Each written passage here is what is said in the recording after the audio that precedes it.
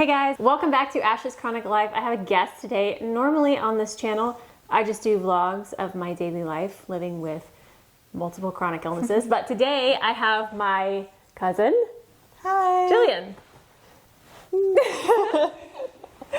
Okay, why is Jillian here? Because she also lives with POTS and other problems as well. We are definitely related. Definitely. And we're going to talk a little bit about what POTS is, first of all, but also what it's like to live with POTS from two different perspectives. Also, two different ages. Vastly different ages. I'm old. You're 18, right? About to be. About to be 18. When's your birthday? February 1st. Yes. So she is about to be 18, which is actually when I started having my symptoms, was at 18. But before we go into our individual experience and how we developed it and all that, I want to talk about 3 different types of POTS. So did you know there were different types of POTS? Kind of. Not very well, though. Has Dr. Suleiman talked to you about what type of POTS you have at all? I don't think so, no. No. Okay, so there's 3 different types. One, I may butcher the way to say these. They're really hard to say. Hypovolemic POTS. So bulimic. It sounds like bulimic. Hypovolemic is basically you have low blood volume. So when they're telling patients to have a lot of water and sodium, they're trying to increase your blood volume. Right. I'm sure there's a way to test for that, like blood volume, but I don't know how because I'm not sure. I guess that one's like a process of elimination. If you don't have the other ones, maybe this is your problem. Or if you increase your sodium and fluid intake and it helps, then possibly that's your. Possibly. I have hyperanergenic POTS. So hyperanergenic POTS, along with secondary, which we'll talk about in a second, but hyperanergenic, basically high adrenaline levels. So when I stand up, my adrenaline will double, which causes the heart rate to skyrocket. Why does my body produce more adrenaline when I stand up? I don't know. Because it's dumb. No, actually, it is dumb. Actually, I do think I know it's because of the EDS, which is another component, which we'll talk about in a second. And then the other one is called neuropathic POTS. This one I don't know as much about because I don't have. I thought neuropathic POTS was actually like your nerves messing up. But this is saying it's, loss of sweating in extremities. So remember the test they did with the awful test that you didn't feel? Yeah, did you feel it? Was it painful? Really? I was wanting to well, actually, I think it was the adhesive that was like the problem. Because I think I was allergic to adhesive. What'd they say? They say your test came back fine though, or? I think so. Nerve conductive study, that's what it was called. Yeah. That one was not nice. That was painful. And then they also test your sweat response too with the Q-sweat test. And so I think that would be indication of neuropathic POTS if those tests came back. But anyways, it says loss of sweating in extremities, blood pooling, which we all have blood pooling. Like I have blood pooling, so I figure that's just all POTS. So blue, red, purple feet when standing or see my feet turn purple. I have all 3. No, I've also heard, so I haven't actually heard of the neuropathic POTS. I had heard there's secondary POTS, which basically means there is another reason like our EDS is causing POTS. Oh, okay. So you have something else that causes your POTS. Yeah, so I have hyperanergenic POTS for sure because my adrenaline levels are high and they doubled when I stood. And I have so many questions about that. They took my blood when I was sitting and then they took my blood when I was standing for 5 minutes or something like that. And it tested the adrenaline levels and they had doubled and they were already high. And so my question is it every single time I stand, does my body just shoot adrenaline at me? I don't know. Because if it happened in that one test, does that mean it happens every single time? I feel like it does. I feel like it does. So my body's just constantly adrenaline, you know? It's like, yeah. That's what your nervous system's doing. Yeah. Essentially. The question is why? Why? Why? Why? I feel like it's probably because of the EDS and the connective tissue problems, which causes the blood pooling and the dilating in the veins. Right. But it's still a big mystery to doctors, which we're going to get to going to doctors is fun. Yeah. Yeah. So now that you know the different types of POTS, do you feel like you fit into any of those? Do you have seat tremors for the migraine, headaches, nausea, vomiting? I probably have that one. I feel like you have hyperenergenic POTS as well. Which would make sense if we're related. Yeah. I feel like there's definitely a genetic component, but... And then they say there's not. Characterized by elevated plasma no. No. No. Okay, you say it.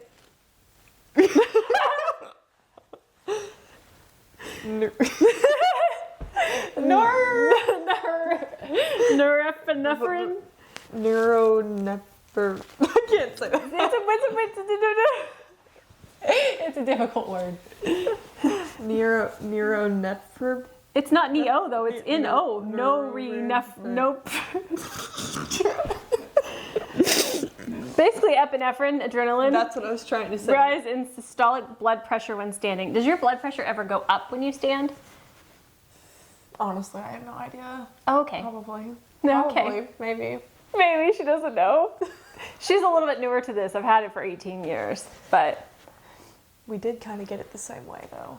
That is something I did want to talk about. How do you get POTS? Is POTS caused by something or are you born with it? I'm curious. I guess we're going to go ahead and go into like the interview style here. We'll talk more and you'll learn more about POTS as we're talking too. So, yes. But know that there are different types of POTS. Okay, so POTS is complex and everybody can have POTS because of a different reason. Yes. But basically, the way I understand it, I think we need to put a disclaimer here. Not a doctor, not medical advice. I'm going to put that at the beginning of it too, because I don't want to This is just what we've learned living with POTS, and I've done a lot of research. Brain fog is another thing of POTS, and my brain stopped working. What was I about to say? I love it when both of our brains stop working. We were talking about how we both got it. Mm-hmm. Oh, no. It's not there anymore. Yes, I think that people can be genetically predisposed to have POTS and something can set it off. Right. However, I think that, at least in my case, I've always had POTS, but the symptoms weren't severe enough for me to know about it. So I do think that it is genetic based.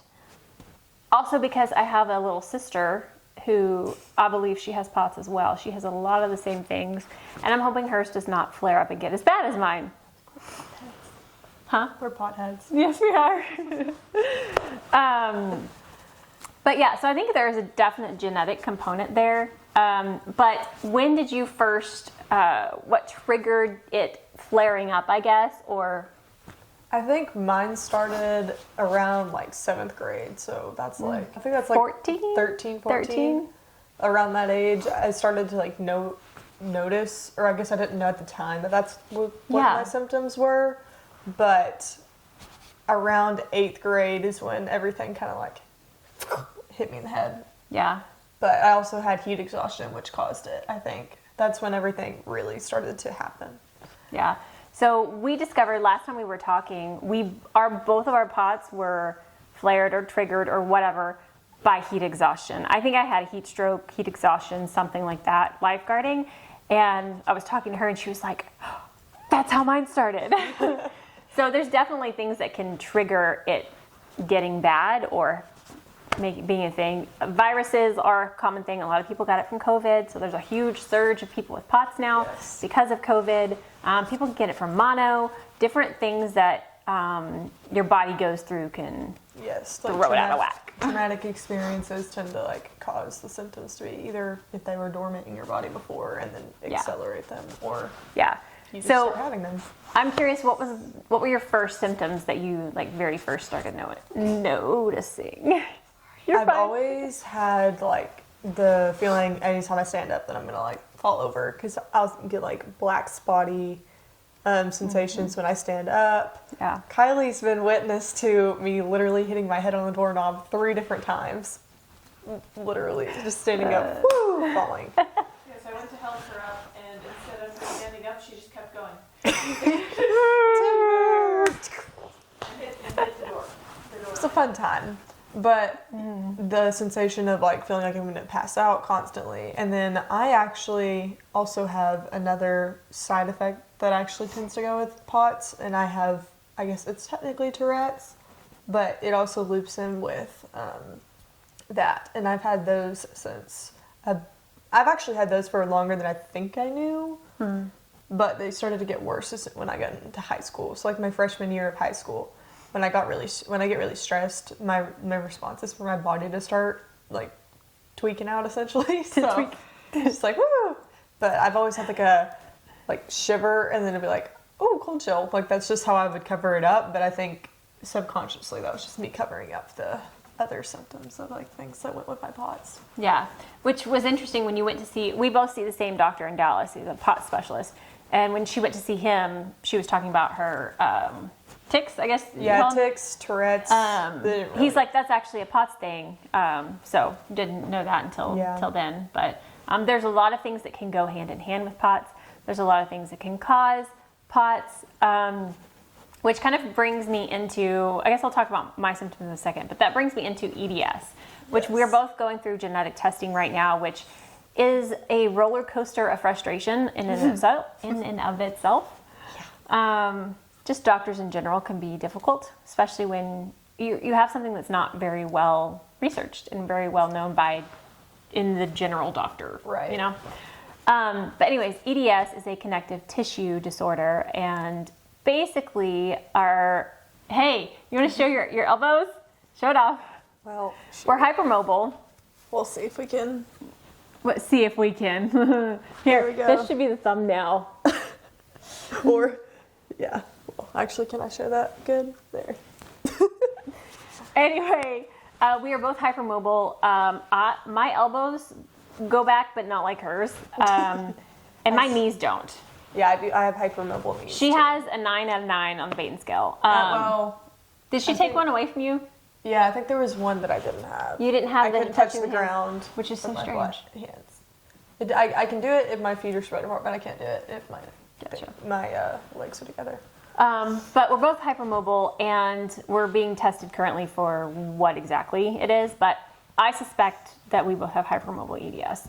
Yeah. So basically, our connective tissue is loosey-goosey. Our joints are hypermobile, but connective tissue is basically everything in your body. Your blood vessels, your muscles, your tendons. So our blood vessels are stretchy. Stretchy. Just like everything else. I just went through my toys. I used to have that Barbie doll. Oh, that's funny. Yeah. Yes. That's awesome. Or it's an American Girl doll whenever their legs get like really... Yeah. But anyway, so when we stand up, the weight of the blood volume going down into our legs stretches out our blood vessels. And so this is what I suspect. I was trying to figure out a different way to say that. When I stand up, my blood vessels stretch, so the blood is pooling. My heart is trying to get the blood back up. My body is shooting adrenaline into me to make the heart race to try and get the blood back up. So yes, that's like the basic 101 mechanics of what I believe is happening.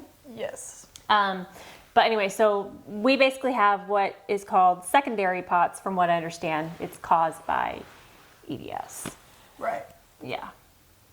I have my fun surgery that I had because of probably EDS that didn't know at the time. Yeah. Because I had stretched out some like ligaments, and so they were like, "Oh yeah, we're just gonna do this," and honestly, it's helped a lot. But it's sad that I had to have surgery to fix it. Did you tell the geneticist about that? I did. Okay. Yes. So I feel like I've not completely conveyed all of my symptoms to the geneticist because I felt like she was going down the wrong way. You know, yes. The results came back, by the way, from the muscle stuff. Everything was negative, which I expected. Course. Go figure. But I have written out a list of everything that happens to me. And I want you to read it, Kylie, because I sent it to Misty and had Daniel read it because I'm like, is there anything I'm missing? Because I'm always thinking there's things that happen to my body that, one, I think are normal. because that's how I am. Two, I've brought it up to a doctor in the past and they just dismissed it, so I don't think to mention it. Does that make sense? So I've been going through. I have a lot of notes in here. Where the heck is? Oh, I missed it. It says Ashley. There it goes. So like all the symptoms, down to like when I have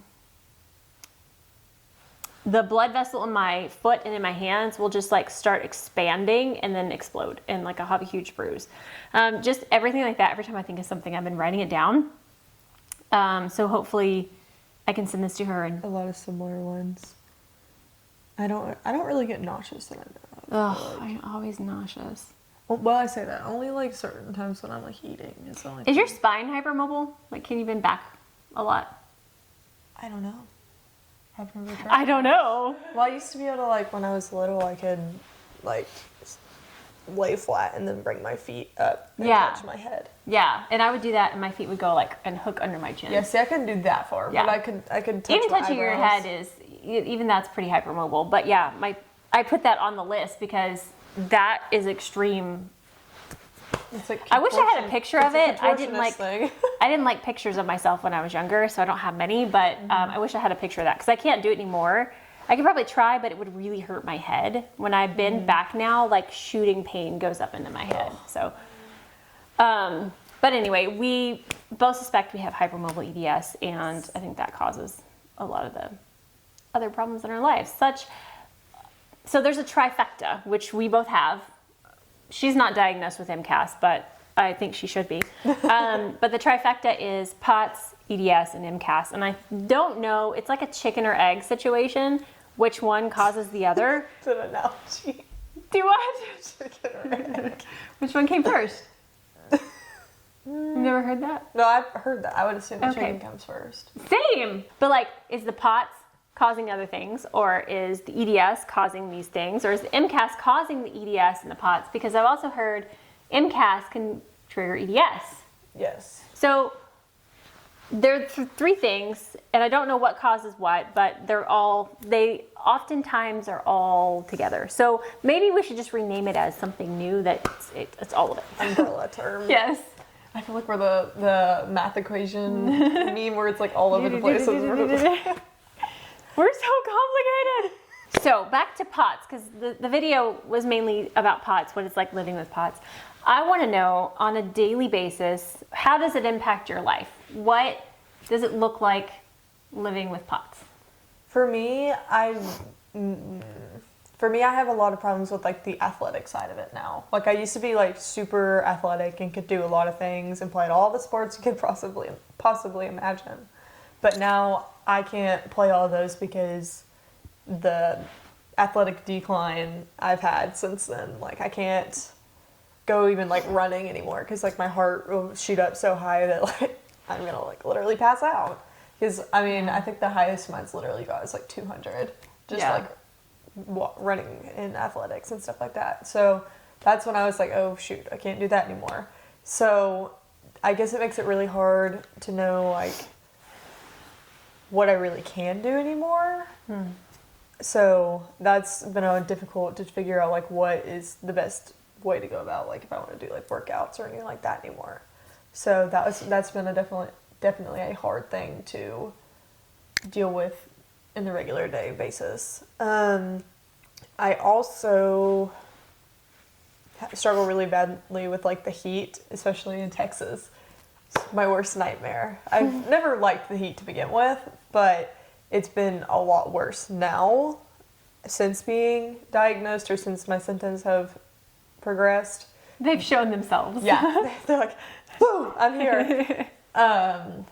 So I have a really hard time like during the summertime, especially because it gets so hot that I'm like, I can't even go outside. So then I become like a vampire, as we can see by my lovely skin. We're both naturally pale. Yeah, it is what it is. It's okay. We'll just not have skin cancer. The heat has become a very difficult thing for me to deal with on the regular day basis, which is also hard for what my job is because we're both photographers, or well, kind of still. Retired temporarily, hopefully. Yeah, hopefully. Temporarily. Temporarily. Literally. Yeah. But that makes it very difficult for that aspect because I do a lot of sports, which is outdoors 90% of the time. So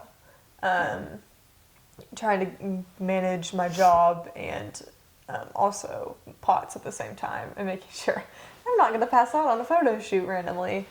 That has been Done that. yeah. That's going to be definitely, it's a learning curve for sure. And then any like regular day stuff, like I have hypoglycemia also, which is a fun time. Do you have something that you at home that you can test your blood sugar? I don't. I probably should. Okay. Because at least my understanding of it, it's kind of like diabetes, but it's not. Because I don't have the same issues of what someone with diabetes would have, but it's also not like type 2, for instance. It's just kind of its own thing where basically my blood sugar just drops. The geneticist asked me if I had low blood sugar, and I was like, I don't know. Yeah, I definitely do because she's witnessed this numerous times where I will literally shut down just because I'm so hungry, and then I will like start getting like really emotional and like want to cry, and I'm like, oh shoot, I need to eat something because I know something's wrong. That also is a fun thing to go with along with my POTS is trying to figure out like the whole blood sugar thing because I'm very forgetful, brain fog. I forget to eat a lot of the times just because I forget or I get so locked in on what I'm doing that I just don't even think about it. But that has been fun. And then I get migraines really bad. That's another thing that's common with POTS. We both have migraines, but I actually just went to the neurologist and she gave me medicine for it. What'd she give you? Is it like a rescue or a daily? It's one like when you just take it when Yeah. like so right rescue. before. Yeah. I can't remember what it's called though because it's some long name, but it's one that a lot of people like. So I'm trying that to see if that works, but I get migraines pretty frequently. Mine are usually either sinus or stress related, is what I've learned. I get stressed out all the time for no reason. And then my body just constantly That's hurts. another sign of hyperanogenic. So that means like the adrenaline. Yeah, I would not be surprised if I have that. I'm surprised Dr. Suleiman hasn't tested your adrenaline. Well, there's a bunch of tests that I haven't had the chance to do yet, so. I also had the problem with like chronic body pain, just limbs hurt for no reason. And that's the EDS. Yeah. For sure. Yep. But that's about all I can think of right now, at least, of like constant everyday things. Yeah. So if you've been on my channel at all, you probably know some of mine, but I'll go ahead and say, for those of you who haven't seen any of this, but so mine started around 18. I passed out lifeguarding, so it was like 108 degrees that day, and completely I passed out into the wave pool. I woke up with like people all over me trying to feel my pulse, and from that day on, I was passing out all the time and couldn't stand up. I was a full-time dancer at the time. I did competitive dance, and then I did dance in college. And so one thing that really, really irritates me is when people say POTS is caused by deconditioning. And most of the people who have POTS were athletes. There's like Olympic athletes that get POTS, and like it's crazy. We're not deconditioned. It's we get POTS and then we literally can't do things. Like exactly. Physically cannot. So that's frustrating. But over the next 2 years in college, I just slowly got worse and worse, and eventually I had to stop dancing. I was passing out on stage, behind stage. It was really, really difficult. So I had to stop dancing. I got my degree and then got married. And as I've gotten older, unfortunately, it's gotten worse. So I'm hoping that doesn't happen to these two in the room. But she also did start having symptoms earlier than me. So True. I don't know if that's good or bad. I don't either. But it's funny because I'll think back before the whole passing out incident and all this stuff has happened. I've always had it. So when I was younger, like getting ready in the morning, I wouldn't stand at the sink. I would sit on the sink. Yes. I would never stand in place. And I never noticed that until later, you know? Right. Even I can remember in church, when we would stand and pray with our head bowed, I would always be so antsy. I'm like, please let this be over. And it's because I was standing in one position. I always had to lean on like the pews because I could never like.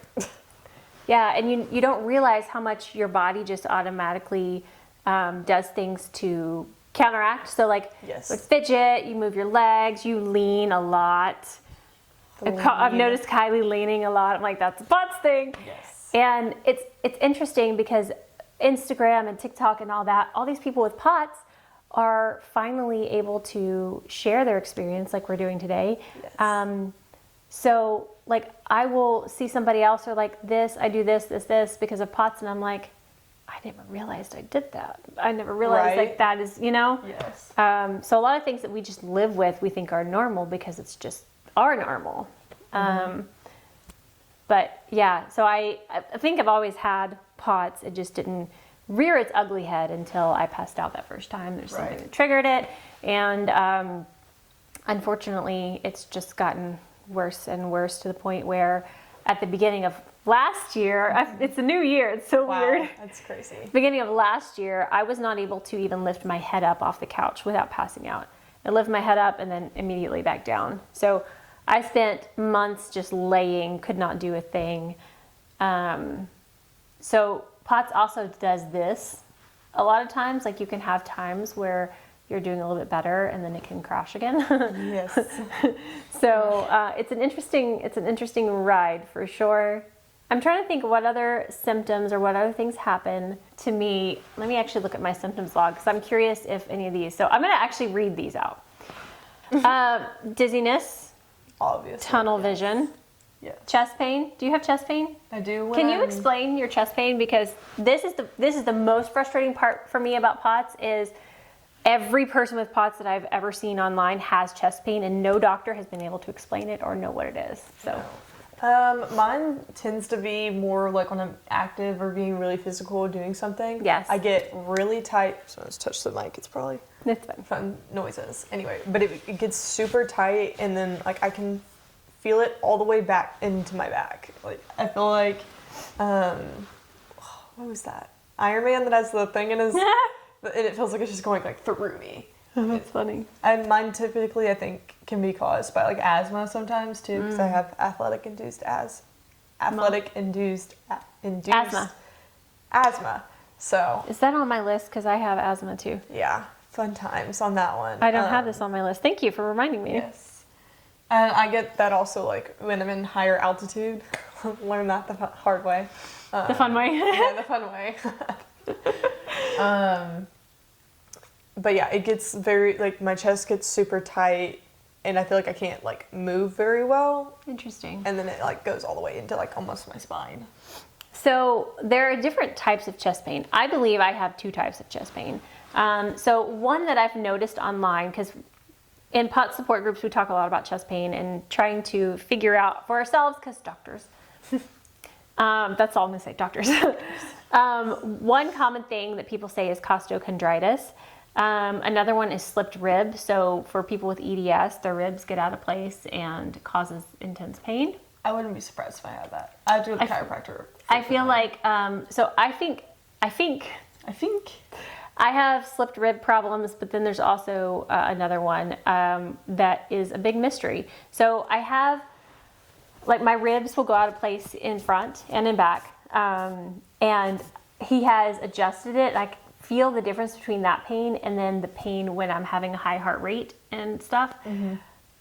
I'm going to explain mine to you, and I want to know if you've had this at all. So I will get really intense chest pains, and the only thing I can say to compare it to is labor contractions, but in the heart. So it feels like something is squeezing my heart, and it'll come in waves like contractions do. So it'll be like really, really tight, and I just want to like stab my chest to make it stop, and then it'll like ease up a little bit. So it feels like it's coming in contractions. And nobody has been able to tell me what the heck that is. Yeah, that's scary. I can't even imagine like that feeling like that. Yeah, mine doesn't get like that at all. I just feel it like literally center. Like your sternum. It's, yeah. That could be, so costochondritis is like I don't know this for a fact. We need to look more, but it's like the cartilage of your ribs and sternum and stuff, have like inflammation and stuff. So again, probably part with the EDS. Probably. But yeah, I would probably classify yours as that. I don't know what mine is. Mine's just dumb. But yeah, chest pains, palpitations. Yes. Do you have them constantly, or Yes. yeah? Palpitations is a big one with POTS. Yes, and I can even like. Do you get it where you can like hear it in your ears or like Yes, feel and in random places that you should not be feeling? yes, heartbeat? but also it'll feel. I have different intensities of palpitations. I'll have like little flutters, or I'll have like a fish trying to escape my chest. Like it literally, I'm like, oh, there's a butterfly, and then it's like, oh no, this fish is just flopping everywhere. What the heck? It doesn't matter like how fast my heart's like, rate is either. But like it'll be like a little flutter you'll feel, or it'll get really intense. Like it's I constantly feel like I have a fish flopping inside of me. Yes, yeah, and the more like active I am, the worse the palpitations will Yes. get. And like if my heart rate's been high for a while, my heart will just be like flopping everywhere. Flopping everywhere. It's like this fish is trying to escape. Syncope and pre-syncope, so Yes. passing out and pre-passing out. Oh, side note on this one. I remember when Jillian first started having problems and she was going to a cardiologist, right? Or was it your primary care that told you had syncope? No, I went to a cardiologist. Okay, so she went to a cardiologist and she was like, the cardiologist said I have something called syncope. And I'm like, it irritates me because they're literally just telling you what you're telling them with a fancy word. So syncope literally just means fainting. So she goes in and say, I'm fainting. Okay, you have syncope. That's what I told you. Tell me why. I'm like a fainting goat. That's a tangent. I'm very sorry, but it irritates me because they'll like try to hide behind fancy words and they'll be like, well, you have syncope. I'm like, oh, okay, you've given me a word for it. No, it's a synonym. Okay, sorry. Migraines. Yep. Do you have aura with your migraine? Do you have visual disturbances at all? Yes. Yes. Yeah. So I have migraine with and without. Sometimes Me it's too. both. Have you ever had flushing? What do you mean? Like in what? Like flushing is where you get heat and redness. Yes. Okay. Flushing. I almost sometimes wonder if I had rosacea because it would get my cheeks get like right here super, super red. And then my chest gets super red. So that's an MCAS thing. That's a histamine response. So There you go. flushing is the MCAS part of it. And my legs turn super pink too. Nice. Yeah. You need an allergy doctor. No, severely. Okay. I am going to get that done soon, I hope though. Yes? I am supposed to. Okay. I need to make sure Mom schedules that appointment. Good. I get something, I don't know if you do, but I call them heat rushes. They're very close to a hot flash, but they are not a hot flash. Basically, I get, and I think this is adrenaline dumps into my body from what I've researched. I get really intense heat in my chest that just spreads through my body. I feel really heavy and numb. I get very, very dizzy. If I were to get up, I would just be down. But like it's this intense pressure and heat in my chest that just goes everywhere. I wouldn't be surprised if I had that. I think I have more of the hot flash side of it though, but I feel like I might have had one of those one time. But It normally feels- my full body just gets hot. If you just, yeah, if you, Camera battery's gonna die. it's the, it's overheating. Oh, okay. When it overheats, we'll just switch to the other one. Okay. If I were to explain it to any just random doctor, they'd be like, "Oh, that's a hot flash," because it literally is a flash of heat. Yes. But it's not a hot flash. Like that's not what it is. Right. Not menopausal. Neither are you. You know what I No. mean? It's part of POTS. So anyway, I call them heat rushes because if I called them hot flashes, they'd be like, "Oh, you're premenopausal." Like, no. Anyways, Like, actually. no. Tachycardia. Duh. We should have said this in the beginning. What is POTS? Postural Orthostatic Tachycardia Syndrome. Okay, so there it is. Extreme fatigue. Yes. So people get tired. Oh, I missed one. Sorry. People get tired, yes, but fatigue is different than tired. Yes. Fatigue is your body literally cannot go on. Ugh. It's a heaviness. It's so hard to describe. But No, I get it very bad after it being hot, after being out in the heat. oh, heat. Yeah, definitely. Awful. Can you take a shower? Hot showers or Yes, I can. But I get very, like, afterwards, I have to, like, sit. Yes. But I love my shower scorching, so I'm just going to have to live with that, I guess. So. Well, one day it might not work. Just saying. Why not? Get a shower chair. I have a shower chair, but it's a beautiful wooden little bench. It's not like it. Anyways. Okay. Low blood pressure, and then sometimes elevated upon standing. Yes. What's your like normal baseline blood pressure? Is it like 90 something, or is it I feel like it's lower than that, but I don't know. lower than 90 over something? I think so, yeah. No, they always tell me I have, like, really low blood pressure. I don't know that for a fact. Yeah. Mine's normally like the 90s over the 60s or 70s. Sometimes it's like 115 over 70, but when I stand, my blood pressure, especially before I was on medication, my blood pressure would shoot up because of the adrenaline. So, neck pain. All the time. All the time. All the time. Hypermobile joints. I said mine are specifically hips, necks, shoulders, wrists, and I have pain in those joints and surrounding muscles. Yeah.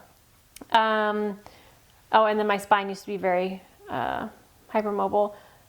Oh, the strange vein exploding thing. Have you seen the pictures of that on me? Yeah, you showed me those pictures. Yeah, so the veins in my feet and hands will just like, it'll burn and it'll just like randomly get really, really, really big and then explode. I had a scare the other day thinking that was going to happen to me. Yeah? Was it burning? After you said that, You felt the sensation? I don't know if I'm being a hypochondriac or what, but like on my wrist, I felt like It's like a burn. hot burning sensation, and I was like, if I start having exploding veins, I swear. Yeah, I have no idea what that is. My best educated guess would say it's something to do with the weak connective tissue with EDS. I have nausea most all the time.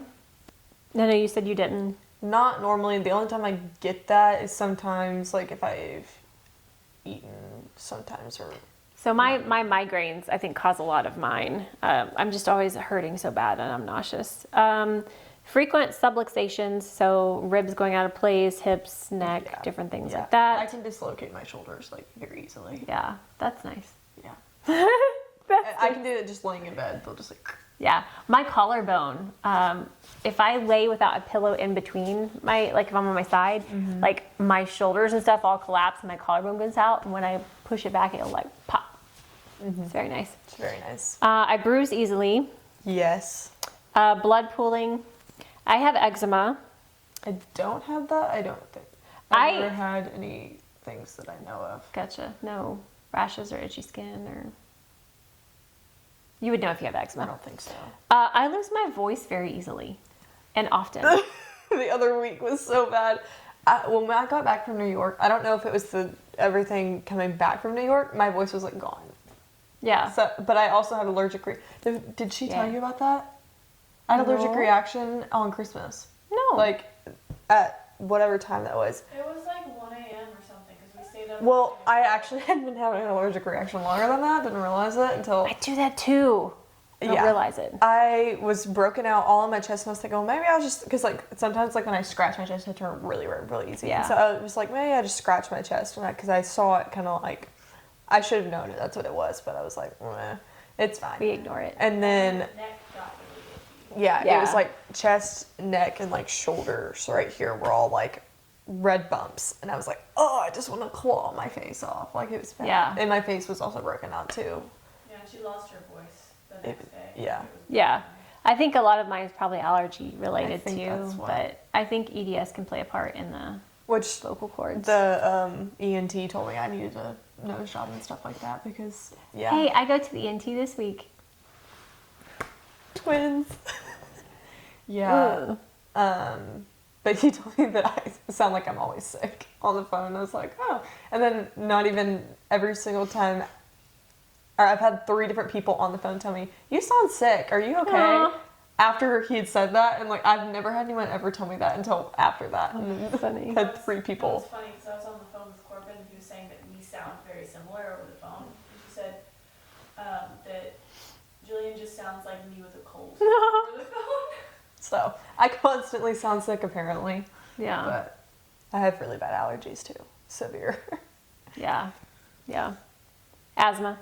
Yep. Oh, I also choke on things all the time. My husband will say, chew your Dr. Pepper, because I will choke on it. like it's a saying because it happens so often. Do you choke on things when you're eating?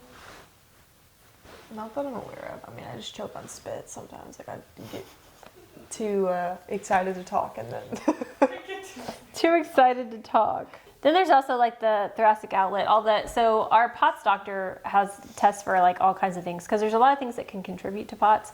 And I discovered I have thoracic outlet syndrome. I also have MALS. You might have nutcracker syndrome. Nutcracker and MALS possibly. So. But you didn't have the thoracic, right? I don't think you I had don't that remember one. what that one is anymore. It's the compression of the collarbone and first rib. So the No, blood vessels not there, going out but the I arm. possible on my legs or whatever it was. Yeah, the vein doctor said I think it's on my left, I don't remember which leg, I have compression in my iliac vein something, I don't know. So, Yeah. fun. That's a POTS thing. So, my sister Kylie, I would have her come up here, but she says no. She's in her pajamas no. still. Your hair is Actually, it beautiful. looks really good right now. Yeah, considering you look fantastic. You've probably not brushed it, I'm assuming. Take your robe off and be perfect. Anyway, so this is something I've seen is common with people with POTS. And she was like, why do I always feel awful after I eat? And the body takes so much to digest that your heart rate will increase after you eat and you can feel miserable and nauseous. And so like she hates eating because she feels miserable. I might have that too. Because I get it, it's not every time I eat, but I do get it a lot. Yeah. So. Yeah, same. It's not, like, sometimes it doesn't. I think different foods can affect you I was differently just as gonna well. say, yeah. Yeah, so eating could be a POTS trigger. There's a lot of things that. Oh, they haven't tested me for the other thing either. What thing? The thing in my stomach. The mouse? Yeah. Where you eat and then it. Yeah, the mouse. Yeah, they haven't. Yeah. tested that yet. So mouse is medium something. I don't remember what it's called. It's a weird It's name. basically the vein going to your stomach or something is being compressed. So like if I eat too quickly, I'll have intense, sharp stomach pains. I've read and I've actually tested this and it works. If you get that, lean forward. I do that anyway. Yeah, it eases the pain. Because I was reading, I was like, is there anything that can help me? So I was reading and I did that. I like folded in half and it like eased the pain. So Yeah. weird. But yeah, evidently that's also common with POTS. There's so many things. So we talked about how POTS affects Jillian kind of like on a daily basis. And I'm hoping hers does not get to the extent of what mine is. Because my POTS and MCAS are so bad that my entire life and my husband's life has had to change and adjust and adapt. And I can't really go places very easily. I'm severely allergic to everything. So if I come in contact with somebody who has smoked or has tried a lot of perfume on or different things, I can go into anaphylaxis. This morning, I put a sweatshirt on that I had, and I was like, "Oop, that's got perfume on it." Oh. So I had to be really careful. And then also, I pass out so easily. If we go anywhere where I have to walk at all, I have to take my wheelchair now. But like our lives are completely different because of my stinking POTS. So POTS can affect you a little bit or a lot of it. Are you laughing at me or your phone? I'm laughing at you. A little bit or a lot of it was funny? I don't know. It just was. A little bit or a lot of it. So like for 14 years, I was stable-ish. I was on a medication that was working. I still had an adjusted lifestyle. Like there was still limitations, but I was living and I was a photographer for 15 years. I was doing all of the things that I possibly could. And for some reason, the medication just stopped working. And seeing myself unmedicated versus medicated is insane. Like I said, it was literally could not lift up my head. So I'm now on a medication that's working, but I still am not as good as I was before. I still can't. I think function. I'm more in like the phase of where you were for 14 years, which I am on a medicine that actually somehow helps with POTS. I don't even know how exactly. I take guanfacine, and it's like very low dosage, like 2 milligrams, I think. But it's actually for my tics because that's why you haven't seen me tick very much, because mine tend to be stress related or any of that type of stuff. So I take it to relax that and the nervous system from doing that. And apparently it also helps with like ADHD, because I am that too. I'm self-diagnosed ADHD, but yeah. And then it helps with POTS apparently too, because they made me, for the stress test, they made me get off of it. Yeah. Because it apparently helps some way, somehow. I don't really know. I told my neurologist that in there. She was like, I didn't even know that did that. And I was like, I don't know. It's an ADHD, it helps with ADHD. Yeah. So it's like a 4 or 5 way different thing for me. So, but it works. It's fun times. Fun times. Okay, so we've talked about living with POTS and the different severities and the different types. Let's talk about the experience. I've had a lot more of this because I'm older, but experience with doctors and POTS. Have you had a doctor not know what POTS is, or like, what are your experiences with POTS and doctors? Let me think. I've only really had one like actually like annoying and bad experience, because like I said, I haven't had, because I went to the people that you told me to go to, and that's just that. But my pediatrician, because at the time I was still going to her, and I told her, I was like, I think I have POTS, like I think I do, because I had done research about it and stuff like that, or a little bit, and then she had told me some stuff about it, and so I was like, I think I have it, and they're like, okay, well, we'll just do the basic testing for POTS, and they tested me based on heart rate and stuff like that, and they're like, oh, yours didn't go up high enough, which I really find hard to believe, because I don't know how it wouldn't have just that one time, which maybe it was a freak thing, but I was also taking the guanfacine at the time, so that could have been affecting it, but they still tested me for POTS while I was on guanfacine, and I still passed the test for POTS, because ultimately it's just a heart rate test to get officially whatever for it, and they were like, yeah, no, you definitely have it. And I was like, then I don't understand why this doctor just told me I didn't, which she didn't really know much about it, clearly, or she just didn't want to diagnose. Because a lot of times, like, pediatricians don't want to diagnose you with it or go get you help for it, because they're like, oh, you'll grow out of it. Just like they tell you you'll grow out of syncope when you don't. Anyways. Yeah, I've grown out of it. Mm-hmm. Definitely. Because I think I went to a different cardiologist at the time, because they referred me to her, referred me to that person for some reason. Oh, it was after I had the heat exhaustion episode, and they're like, yeah, you just need to go there, because, yeah. And he's like, yeah, you have syncope, and I was like, okay, cool, like, what does that mean? He's like, oh, well, you just pass out and occasionally. Great, how do I fix that? And they're like, well, just lay down. Because your body... So helpful. Yeah, they're like, just lay down, because your body's going to lay down itself. Your body's going to lay down Your body's going to make itself lay down. I don't know if we're focused, sorry. I don't know. Your body's going to lay down itself anyway, so you just need to lay down. And I was like, okay. And just, like, regulate your system, your nervous systems or whatever. So I was like, okay, thanks. It's so helpful. Right?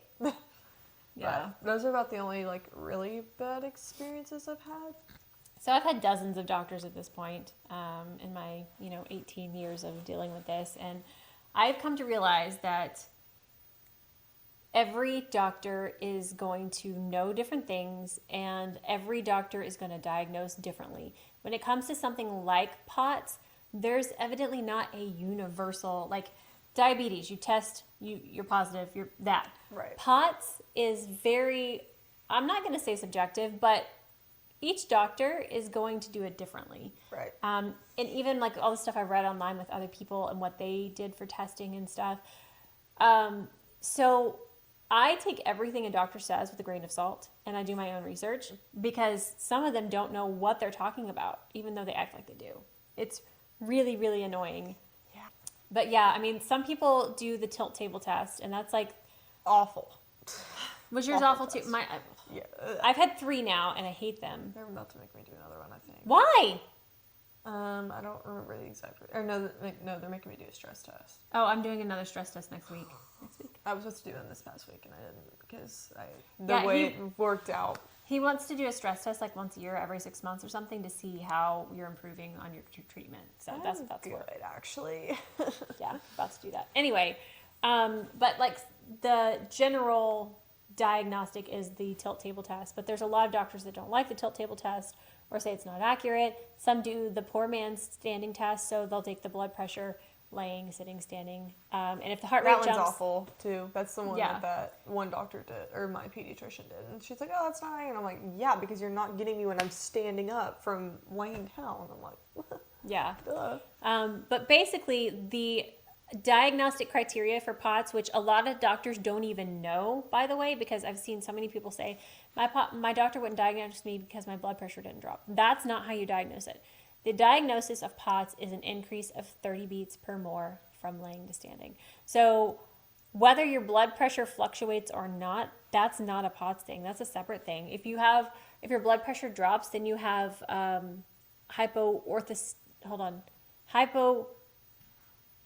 what is the word?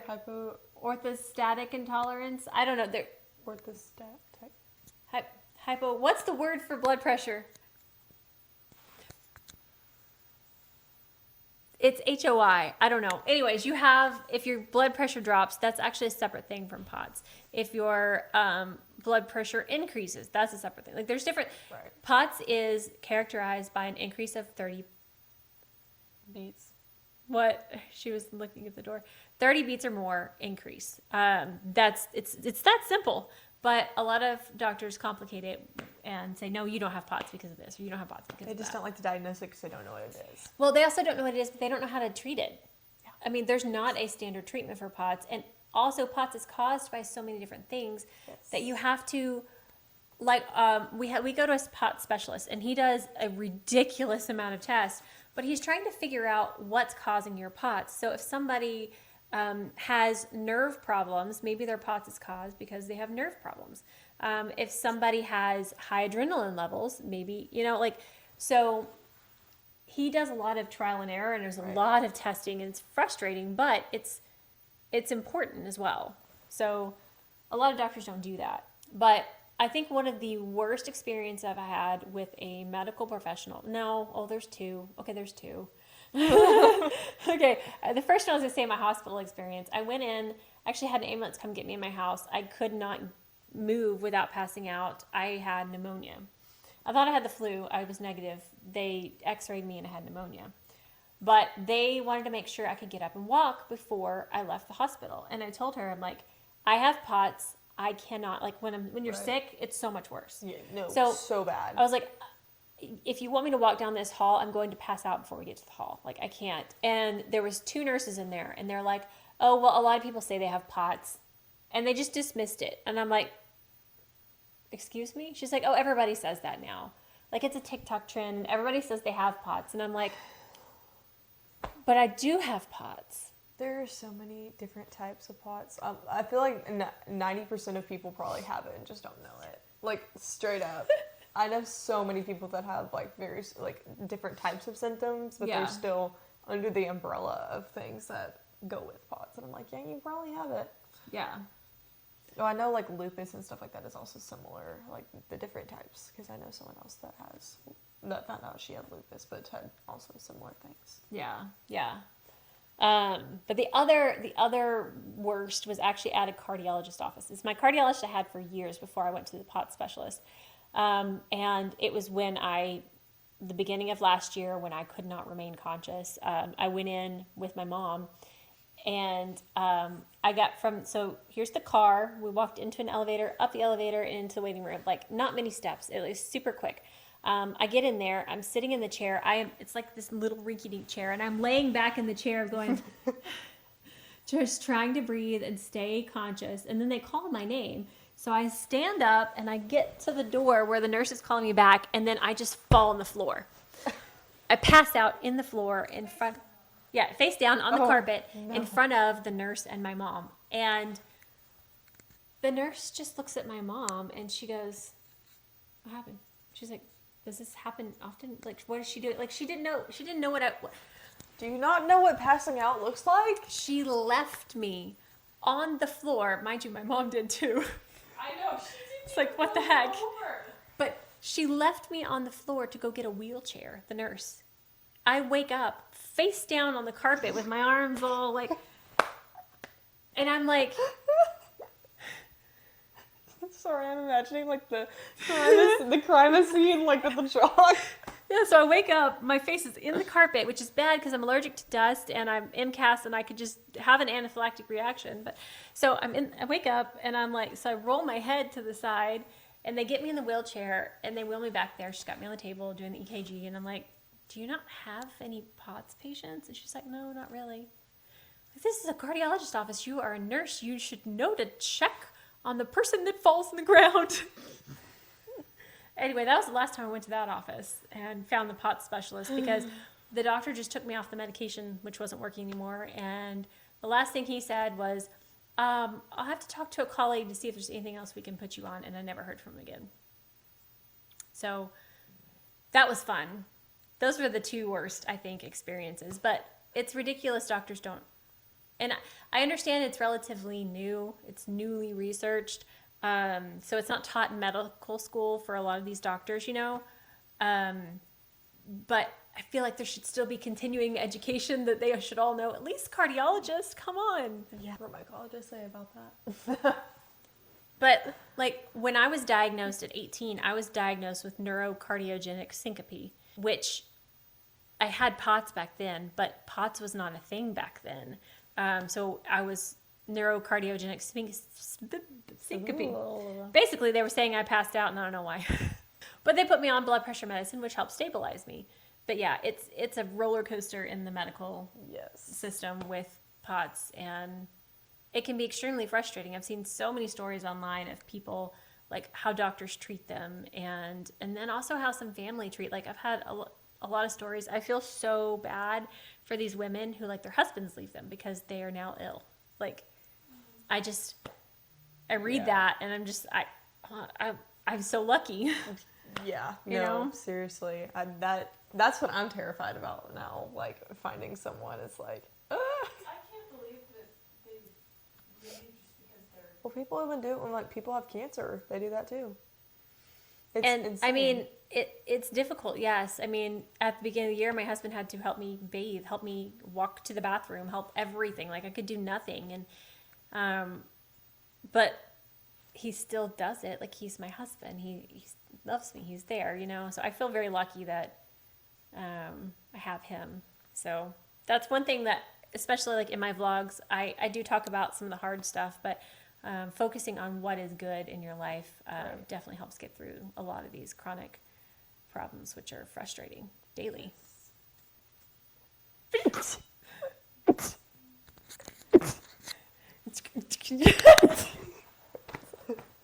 It's very well, like a Windex bottle.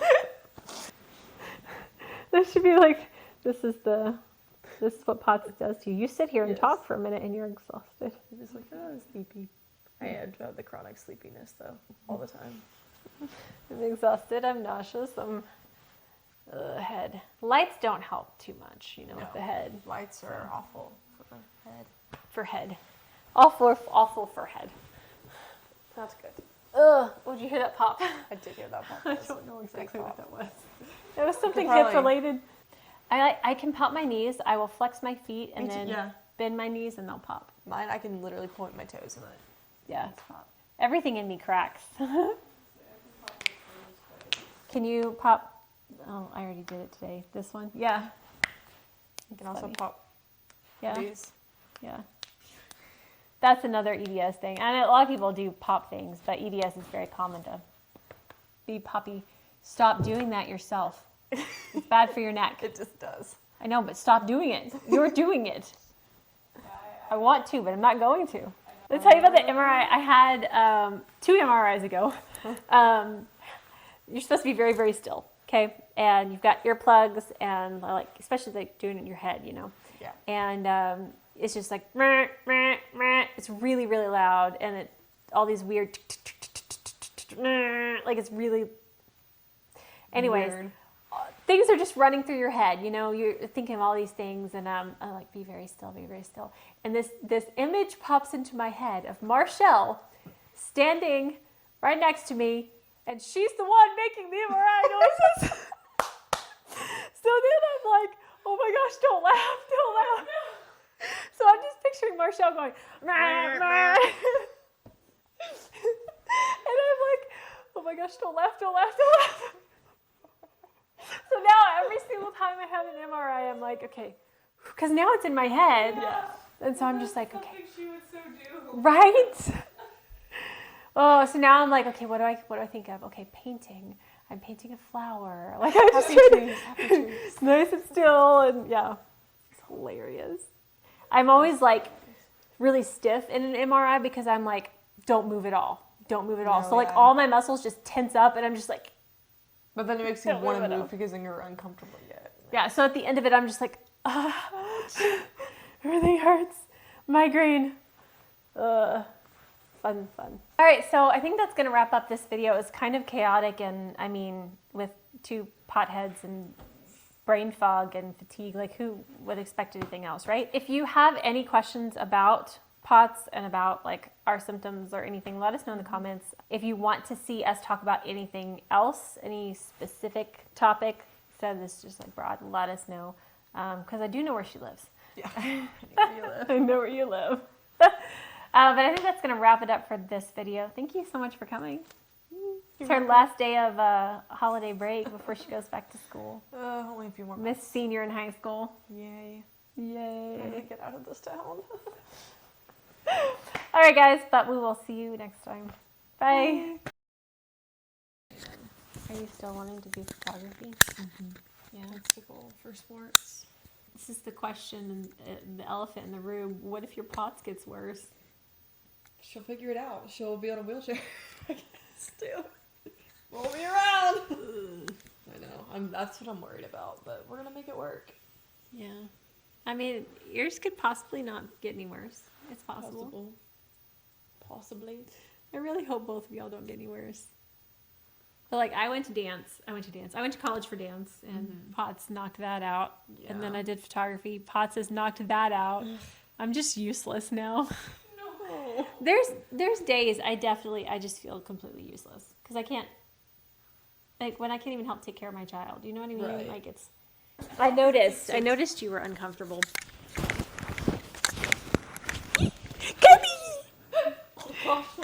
I told you, and I even turned them down. These are brighter than mine, right? Yeah, they're bright. I know. Are you ready? I am ready. Okay. We're just like sitting cozy. Not centered. I know. I was like over here. I was like trying to get We'll cooked. scooch. That's the first time I've said this channel's new name. It sounds weird. God made the chicken, not the egg. Thank you. I had this argument with Marshall. Spawned the chicken in, like Yes. Minecraft. I had this argument with Marshall the other day, and she's like, well, I the egg came from. I'm like, no, God made the chicken. Yeah. The chicken made the egg. Yeah, God made the chicken.